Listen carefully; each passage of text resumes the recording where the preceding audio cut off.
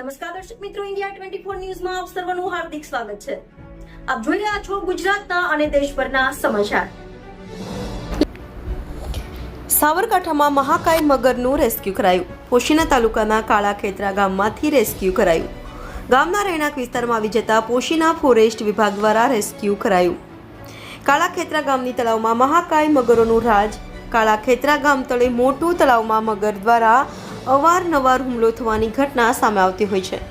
11 ફૂટ કરતાં વધારે લાંબો સાઇઝનો મહાકાય મગરને ભારે જહેમત બાદ રેસ્ક્યુ કરી છોડવામાં આવ્યો. ફોરેસ્ટ વિભાગના કર્મચારીઓ સાથે રહી ધરોઈ ડેમ ખાતે છોડવામાં આવ્યો. રિપોર્ટર જયેશ ઠાકોર સાથે શૈલેષ પટેલ, ઇન્ડિયા 24 ન્યૂઝ, સાબરકાંઠા.